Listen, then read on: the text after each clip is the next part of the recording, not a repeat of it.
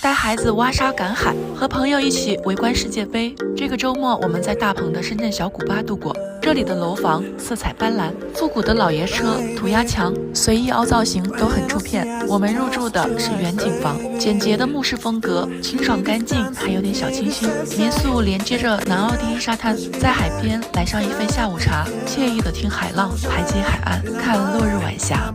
沙滩边的小型游乐场和海滩赶海是亲子游玩的最好去处。这个季节水位比较高，捞鱼抓螃蟹一定要记得带上捞鱼网。晚上在民宿吃一顿烧烤，和小伙伴们一起围观世界杯，猜中当天的比赛结果就可以获得双人份早餐。这样的行程你心动了吗？